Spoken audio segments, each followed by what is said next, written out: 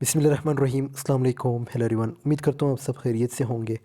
आज जो हमारा प्ले है that is one act play and the name is the moon of Caribbees by Eugene O'Neill. बहुत ही इम्पोर्टेंट प्ले है और इस प्ले को हम इन डिटेल डिस्कस करेंगे, जिसमें हम अबाउट ऑथर, की पॉइंट्स, करेक्टर्स, हिस्ट्री, थीम्स और समरी डिस्कस करेंगे। So let's get started. अगर हम ऑथर की बात करें सो इजेनो ओनील, इसकी जो डेट ऑफ बर्थ है दैट इज़ 1888 और इसने 52 प्लेज लिखे हैं, many based on his life and travels. अच्छा, इसने जो प्लेज लिखे हैं वो किस चीज़ पे बेस करते, इसकी ज़िंदगी यानी इसने जो ट्रेवल किया था उस पे, उससे related. His plays tackled social issues like race and class. और इसकी जितनी भी प्लेज है उसमें ज़्यादातर आपको जो थीम्स देखने को मिलेंगे वो किस चीज़ के, रेस और क्लास के। ठीक है, जिसमें लाइक मिडिल क्लास, जैसे ये प्ले है इसमें भी आप देखेंगे ज़्यादातर जो वर्किंग क्लास है या जो मिडिल क्लास है उनकी बात की गई है कि किस तरह वो डिफ़िकल्टीज़ का सामना करते हैं। खैर, ये जब हम समरी की तरफ आएंगे तो आपको इस चीज़ों की समझ आ जाएगी। समटाइम्स कॉजिंग कंट्रोवर्सी, और इसके जो प्लेज है वो ज़्यादातर कंट्रोवर्शियल भी होते हैं। He won the Nobel prize in 1936 for his powerful portrayals of human emotions and tragedy. अब ये जो प्ले है ये भी एक किस्म की ट्रेजेडी है। ठीक है, सो इसने जो नोबेल प्राइज़ इसे मिला था वो भी इसी बेस पे मिला था, क्योंकि इसके प्लेज में जो है लाइक इमोशंस, इंसान के जो इमोशंस है उसको पोर्ट्रे किया जाता है और ट्रेजेडी टाइप होती है। His most famous works include long days journey into night. ठीक है, इस पे मेरी वीडियो भी बनी है, ये भी आप सर्च कर सकते हैं। अच्छा, कोई भी वीडियो अगर आप मेरी सर्च करते हैं तो सिंपल यूट्यूब पे जाके for example long days journey into night by Eugene O'Neill, तो इसको आप कैसे सर्च करेंगे, long days journey into night by English with our comrade. So मेरी वीडियो आपके बिल्कुल सामने आएगी, फर्स्ट वीडियो होगी। All God's chillun got wings, ठीक है, ये दूसरी है। एंड दी एम्पेरियर जोन्स, इन दो पे मेरी वीडियो नहीं बनी लेकिन इस पे बनी है। अब आते हैं करेक्टर्स लिस्ट। करेक्टर्स कौन कौन से हमारे पास, seamen of the Glencairn, these are sailors working on the ship. अच्छा, ये सेलर्स हैं, ठीक है, जो कि कश्ती में काम करते हैं। अब इनमें कौन कौन है और उनके नाम क्या हैं, जैसे यहाँ पे लिखे गए हैं, कुछ नाम्स मेंशन है। यंग है, ड्रिस्कॉल है, ऑल्सन है, डेविस है, कुकी है, स्मिथी है, पाउल है, और स्कॉटी है, एंड एवन है, एंड द फर्स्ट मेट। ठीक है, तो ये कुछ नाम्स हैं, ये आप लोगों ने याद रखने। और ये कौन है, ये जो है सी मैन है ऑफ द ग्लेंशियन। ठीक है, यानी शिप पे जो काम करने वाले होते हैं। उसके बाद कुछ और करेक्टर्स आते हैं, फायरमैन ऑन दी ग्लेंस्टियन। ठीक है, अब ये कौन है, these crew members work in the engine room. ये वो लोग हैं जो कि जैसे कश्ती हैं वहाँ पे डिफरेंट रूम्स होते हैं। सो जो इंजन रूम है उसमें ये लोग काम करते हैं, और इनके नाम क्या क्या है, maintaining the ship's fires. Their names are big Frank, Dick, Max and Paddy. ठीक है, तो ये चार करेक्टर्स नाम आप लोगों ने याद रखना। फिर West Indian women, these female characters include Bella, Susie, Violet and पेरल। ठीक है, ये भी चार नाम्स आप लोगों ने याद रखने। ये मैं आपको आगे बता दूंगा कि इसके कौन कौन से रोल्स हैं। ठीक है, इसमें कुछ बहुत ही माइनर करेक्टर्स हैं, मींस उनका इतना जिक्र नहीं है, और कुछ मेजर करेक्टर्स हैं। अदर क्रू मेंबर्स जिसमें लैम्प्स हैं, ठीक है, लैम्प है, the lamp lighter who takes cares of the ship's lights, ये वो बंदा होता है जो शिप्स की जो लाइट्स होती है उनकी केयर करता है। ठीक है, शिप्स हैं, the ships carpenter responsible for repairing wooden parts, किसी भी जगह ख़राबी हो मींस कश्ती में तो वो उसको ठीक करता है, और इसका नाम क्या है, चिप्स। उसके बाद है old Tom, the donkey man likely in charge of the ships auxiliary engine. ठीक है, ये जो इंजन का काम होता है ये इसकी ज़िम्मेदारी होती है, ठीक है, उसको ठीक करना। अब ये तो हो गए करेक्टर्स के नाम। अब आते हैं हम इसकी हिस्ट्री की तरफ कि इसकी हिस्ट्री क्या है। Moon of the Caribbees is the fourth play in Eugene O'Neill sea series. ठीक है, ये इसकी एक सीरीज़ थी जिसका नाम था सी, और ये इसकी फोर्थ प्ले है इसमें। ठीक है, रिटन इन 1917, यहाँ पे डेट भी मेंशन है कि 1970s में ये लिखा गया। It was performed in the 1918 and 1919 season, और इसकी परफॉर्मेंस या इसको परफॉर्म कब किया गया था, 1918 में और 1919 में। O'Neill considered it the best of the four and the only one where he include aspects of himself. अच्छा, ये जो प्ले है इसमें ऐसे समझो कि यूजीनो ओनील जो है वो अपने आप को जो है रिप्रेजेंट कर रहे होते हैं। मींस ऐसे समझो कि यूजीनो ओनील जो है वो ये समझ रहे, या ये इसने इस सेंस में ये प्ले लिखा है कि इट मीन्स उसने अपना करेक्टर सामने रखा है कि किस तरह जो है उस टाइम पे, यानी जो एक दौर था 90s का, तो किस तरह जो है लोग स्ट्रगल करते थे। Historical and cultural significance, O'Neill's favourite. ठीक है, Eugene O'Neill's considered this play his best work, believing no one else could have written it. तो आप इस बात से अंदाज़ा लगा सकते इस सेंटेंस में कि वो ये कहता है कि मेरा सबसे बेहतरीन काम यही है और कोई भी इस तरह नहीं लिख सकता। ठीक है, sailors life, the play accurately portrays the life of 18th century sailors and serves as a memorial to their fading culture. अब यहाँ से आपको एक चीज़ का अंदाज़ा हो गया होगा कि ये प्ले किस चीज़ से रिलेटेड। ये प्ले जो है सेलर्स की लाइफ जो होती है ना उनसे रिलेटेड, कि वो किस तरह जो है सर्व करते हैं, यानी उनकी सर्विसेज क्या होती है और किस तरह जो है वो स्ट्रगल करते हैं। उसके बाद है turning point, this play marked a major change in O'Neill's career, showcasing more originality and depth than his previous works.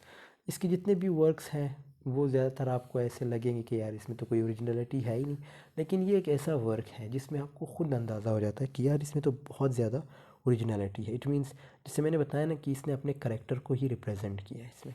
अब आते हैं सवाल, समटाइम सेटिंग से भी रिलेटेड आ जाता है। तो सेटिंग इसकी कहाँ रखी गई? The play takes place almost entirely on the fo'c'sle या forecastle of the English ship Glencairn. ठीक है, अब ये एक इंग्लिश शिप है जिसका नाम है ग्लेंसियन, तो इसकी सेटिंग यहाँ पे रखी गई है। उसके बाद आते हैं प्लॉट। प्लॉट क्या है इसकी? The story takes place on an English ship. ठीक है, और उसका नाम मैंने आपको ऑलरेडी बता दिया, ये मेंशन है। The sailors talk about a boat of women bringing rum which is not allowed, so they plan to smuggle it. अच्छा, ये इसका ये है सिंपल प्लॉट में ये बताया गया कि ये एक लड़की होती है, ये एक औरत होती है जो कि रम यानी जो है शराब वगैरह लेके आती है, और उसका मकसद क्या होता है वहाँ पे जो है रम वगैरह पीना, यानी शिप में ला के पार्टी करना, इंजॉय करना। तो उसको इजाज़त नहीं मिलती और वो किस तरह फिर जो है स्मगल करती है, यानी किस तरह एक प्लान बनाती है शिप में वो रम लाने के लिए। A young sailor Smithy talks with an old sailor donkey man about life and love. A girl named Pearl tries to get Smithy's attention, but Driscoll stops her. A fight breaks out and the first mate puts on an end to it. ठीक है, ये तो जो characters हैं उनके बारे में थोड़ा बताया कि उनके क्या रिलेशंस थे आपस में, किस तरह वो एक दूसरे से टकराए थे और किस बेस पे टकराए थे। अब आते हैं इसकी समरी की तरफ। ये जो जितने भी यहाँ पे मैंने मेंशन किए ये यहाँ समरी में आपको समझ आ जाएगी। So, summary. The story takes place on the deck of a British ship called the Glensian. ठीक है, स्टोरी की जो शुरुआत होती है वो एक शिप से होती है और उस शिप का नाम क्या है? ग्लेंसियन है। Which is near an island in the West Indies. ठीक है, ये एक किस्म का आइलैंड भी है जो कि वेस्ट इंडीज़ के करीब पड़ता है। The crew is sitting under the full moon. ठीक है, जो क्रू है वो यानी जो एक फुल मून निकला होता है उसके नीचे बैठा हुआ है। Listening to the islander singing but they find the song annoying. ठीक है, अब इसमें क्या होता है, वो मून को भी देख रहा होता है और जो एक सिंगिंग होती है आइलैंड्स पे, ठीक है, यानी पानी का जो एक शोर होता है, ठीक है, वो उसको भी सुन रहा होता है, लेकिन वो इस चीज़ को वो जो आवाज़ होती है वो इसको एनॉय करता है, यानी इससे गुस्सा दिलाता है, इसके गुस्सा आता है। One of the crew members, Driscoll, complains that he has nothing to drink. अब एक क्रू मेंबर होता है और ये क्रू मेंबर का ऑलरेडी मैंने आपको पिछले स्लाइड में बता दिया है। ठीक है, यानी करेक्टर्स में, तो अब बार बार मैं यहाँ पे रिपीट नहीं करूँगा, लेकिन यहाँ पे इसने बता भी दिया है कि क्रू मेंबर में जो ड्रिस्कोल है वो क्या कहता है? Complain that he has nothing to drink, कि उसके पास कुछ है ही नहीं पीने के लिए। ही इज़ वेटिंग फॉर बेला। अब बेला जो है एक फीमेल है, तो वो लड़का यानी जो ड्रिस्कोल है वो किसका वेट कर रहा है? बेला का। अ वुमेन फ्रॉम द आइलैंड, जो कि आइलैंड से, ये जो लड़की है या जो औरत है वो उसका ताल्लुक किसी आइलैंड से। To bring some liquid even though alcohol is not allowed on the ship. अब वो किस लिए वेट कर रहा है? वो इसलिए वेट कर रहा है कि वो अपने साथ शराब ले आएगी और इस तरह हम बैठ के पियेंगे, लेकिन शराब जो है शिप में जो कश्ती है उसमें अलाउ नहीं होती। He tells the other man to keep quiet about it so that the mate a ship officer does not find out. तो वो दूसरे मेंबर जो होते हैं शिप में उनको कहता है कि भाई तुम लोगों ने शोर नहीं करनी और अपने जो मैट है जो ऑफिसर है उसको नहीं बताना कि हम शराब लेके आए। Two crew members, Paddy and Cookie, grow impatient because they are waiting for the girls to come on deck। ठीक है, तो इनमें फिर अगेन दो करेक्टर्स आते हैं, पैडी और कुकी। वो जो है बेसब्री से जो है किसका इंतज़ार कर रहे होते हैं, लड़कियों का, कि वो इनके पास आए और उनके साथ बैठे। Since it takes too long, बहुत टाइम हो गया, they start arguing and then separate. और इस तरह वो एक दूसरे से बहस करते और अलग हो जाते। इवेंचुअली द गर्ल्स अराइव, और जैसे ही वो अलग होते हैं तो लड़कियां पहुंच जाती है। And everyone moves to the fo'c'sle, a part of the ship. ठीक है, फोकासल क्या है, ये एक जो कश्ती है उसका एक पार्ट है, तो सारे वहाँ पे अब मूव करते हैं। आई होप आपको समझ आ रही होगी। ठीक है, कोई भी सवाल है तो आप कमेंट में पूछ सकते हैं, बेफिक्र होकर इंशाल्लाह मैं कोशिश करूँ कि आपको रिप्लाई कर सकूँ। To drink secretly without disturbing the mate mate sorry. अच्छा, मेरा गला भी ख़राब है, सो सॉरी फॉर दैट। अब क्या होता है क्या होता है, ये लोग शराब ले आते हैं किधर, फोकासल में, यानी जो शिप का एक पार्ट है, और वहाँ पे ये लोग शराब पीना स्टार्ट करते हैं।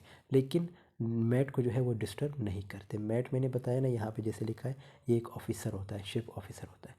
स्मेटी and the donkey man stay on the deck while the others go inside. अब स्मेटी और डोंकी मैन जो है वो डेक पे ही स्टे करते हैं, यानी वो अंदर नहीं जाते, जो दूसरे मेंबर्स होते हैं वो सारे अंदर चले जाते हैं। Pearl, a women from the island, is interested in Smitty. अब जो पेरल है वो एक वुमेन है और वो किस में इंटरेस्टेड है, स्मेटी में। ठीक है, but he prefers to be left alone with his sadness. लेकिन जो करेक्टर है स्मेटी, वो किस चीज़ को प्रेफर करता है, वो अपने सैडनेस को, यानी वो तन्हाई पसंद, यानी तन्हा पसंद बंदा है। The singing from the island starts again. अब अगेन वो सिंगिंग जो है आइलैंड पे स्टार्ट होती है। Smitty gets angry and curses the song. Smitty को अब दोबारा गुस्सा आता है और कर्स यानी लानत भेजता है उस गाने पे। While donkey man enjoys it, लेकिन जो डोंकी मैन है वो इंजॉय कर रहा होता है। Smitty dislikes the song because it reminds him of painful memories. अब यहाँ पे ये सवाल भी आपसे पूछा जा सकता है कि स्मेटी को वो सॉन्ग क्यों पसंद नहीं, तो इसकी वजह क्या थी, पेनफुल मेमोरीज थे उसके, which he tries to forget by drinking. और वो ये चाहता था कि भाई मैं शराब पीऊँगा तो वो उन मेमोरीज से निकल आऊँगा, यानी वो मेमोरीज मुझे डिस्टर्ब नहीं करेंगे। उसके बाद क्या होता है, donkey man believe that Smitty is heart broken over a women. अब डोंकी मैन को क्या लगता है, डोंकी मैन क्या सोचता है कि यार ये इसलिए शराब पी रही है, इसलिए हार्ट ब्रोकन है क्योंकि इसका दिल किसने तोड़ा है, किसी वुमेन ने, यानी किसी लड़की ने, because of the way he reacts to music. और वो ये सोचता है कि इसीलिए ये म्यूज़िक पे इस तरह रिएक्ट देता है, यानी गुस्सा हो जाते हैं। Pearl comes back to the deck to flirt with Smitty. अब पेरल जो है वो अगेन आती है और स्मेटी के साथ जो है फ्लर्ट करती है, बट ही रिजेक्ट्स हर। लेकिन स्मेटी इतना मगरूर होता है, वो पेरल को जो है पर्ल को जो है किसको, यानी पर्ल को जो है रिजेक्ट करता है। कौन रिजेक्ट करता है, स्मेटी। स्मेटी कौन है, मेल है, और पेरल कौन है, ये फीमेल है। तो कौन रिजेक्ट करता है, स्मेटी जो है पेरल को रिजेक्ट करता है। इट मीन्स ये स्मेटी पेरल को रिजेक्ट करता है। But feeling sad she goes back inside. अब जो पेरल है वो सैड होती है और इस तरह अंदर चली जाती है। Meanwhile the rest of the crew, now very drunk, comes out of the deck. They start singing, dancing, and drinking loudly, making a lot of noise. This worries Bella, who is afraid of getting caught and losing her money। ठीक है, अब क्या होता है, इतनी शराब इन्होंने P ली, इतनी ज़्यादा पी ली कि क्या होता है, ये लोग बाहर आते हैं, शोर करते हैं, शोर मचा रहे होते हैं, डांस कर रहे होते हैं, म्यूज़िक तेज़ लगाया होता है, और इस तरह जो है एक किस्म का माहौल, यानी पार्टी का जो सिस्टम है वो बन जाता है। और बेला को जो है वो डर लगता है कि भाई वो जो मैट है वो ना आ जाए। और इस तरह अब आगे क्या होता है, as Paddy and Cookie are dancing, जैसे ही पैडी और कुकी डांस कर रहे होते हैं, पैडी एक्सीडेंटली ट्रिप्स कुकी। अब इन दोनों की जो है आपस में अब लड़ाई, क्या यानी एक किस्म की लड़ाई स्टार्ट होती है। This leads to a fight, और इन दोनों की इस तरह लड़ाई स्टार्ट होती है। And in the end paddy is left unconscious on the ground with a knife wound on his shoulder. जो पैडी है उसको जो है चाकू मार दिया जाता है उसके शोल्डर पे, यानी कंधे पे। The rest of the crew quickly runs into the forecastle before the mate, a ship officer arrives on deck. तो इस तरह क्या होता है, जो दूसरे मेंबर्स होते हैं वो डायरेक्ट पहुंच जाते हैं किसके पास, जिसको चाकू मारा गया था यानी पैडी के पास. When the mate sees paddy, जब ऑफिसर यानी अब वो ऑफिसर की भी एंट्री होती, जब वो ये पैडी को देखता है, he decides that the wound is not serious and assumes paddy must have also hit his head on the deck. और इस तरह पैडी जो है वो यानी जो ऑफिसर है वो क्या करता है, वो कहता है कि भाई ये जो ज़ख़म है ये इतना सीरियस नहीं है, and assumes paddy must have also hit his head on the deck. तो इस तरह पैडी जो है वो मतलब उसको ये ऐसा लग रहा होता है कि यार इसने अपने सर जो है ख़ुद तोड़ा है. Then he notices the liquor bottles lying around. अब वो उसको एक चीज़ की समझ आ जाती है कि भाई उसने अपने आप को ख़ुद नहीं मारा बल्कि बोतल उसे नज़र आती है, यानी सब शराब पी के टुन हुए होते हैं. As a punishment he sends the girl away without giving them any money. और इस तरह क्या होता है, वो लड़कियों को भेज देता है बग़ैर पैसे दिए. After this only Smitty and donkey man remain on the deck. अब इसके बाद सिर्फ दो ही बंदे रहते हैं, स्मेटी और डोंकी मैन, इस शिप में. The song from the shore starts playing again. और वो गाना दोबारा स्टार्ट होता है. Donkey man feeling tired decide to go to bed. Donkey man जो है वो थक जाता है और बेड की तरफ निकलता है. He tells Smitty that the song is quieter inside the fo'c'sle. ठीक है, और इस तरह वो कहता है कि भाई सॉन्ग का जो शोर है वो अब कम है फोरकासल में. फोरकासल मैंने बताया ना एक पार्ट है किस चीज़ का, शिप का. दे से good night and donkey man leaves. और इस तरह एक दूसरे को गुड बाय कहते हैं और डोंकी मैन चला जाता है. Smitty stays alone on the deck. और इस तरह स्मेटी जो है वो अकेला रह जाता है, lost in his thoughts and memories under the moon light. और बेफिक्र हो के मून के नीचे यानी चांद निकला हुआ है और अपने ख़यालों में गुम. कौन? स्मेटी. सो दोस्तों यहाँ पे जो है इसकी एंडिंग होती है इस समरी की. अब आगे क्या होता है, इसके जो थीम्स है उसमें क्या क्या है. The main theme of the story is loneliness. बहुत ही इम्पोर्टेंट थीम है. इसमें क्या है, लोनलीनेस शो किया गया है. किसने? जिससे यहाँ पे जो मैंने बताया ना करेक्टर हमारे पास कौन सा था, स्मेटी. स्मेटी जो है वो अलोन फील करता है अपने आप को. वो क्यों अलोन फील करता है, इवन वो शराब भी पीता है फिर भी उसे लगता है कि भाई मैं अकेला हूँ और उसकी मेमोरीज़ में कोई ना कोई होता है. डिसअपॉइंटमेंट, यानी उस वक्त ज़्यादातर लोग बहुत ही मायूस होते थे. ठीक है, वो हालांकि देखो शराब भी पी रहे थे, लड़कियां भी थी उनके साथ, एंजॉय भी कर रहे थे, डांस सब कुछ, but still they were disappointed. अब उसकी वजह क्या थी, मतलब बेरोज़गारी भी थी, लोग बहुत ज़्यादा स्ट्रगल करते थे. And the struggle to find meaning in life. और एक स्ट्रगल ये भी थी कि उनके असल की ज़िंदगी का मकसद क्या है, मतलब क्या है. The characters specially Smitty feel isolated. देखो यहाँ पे भी इसमें मेंशन कर दिया है कि स्मेटी जो है वो आइसोलेटेड फील करता है and deal with personal pain. और उसका एक पर्सनल पेन था. ठीक है.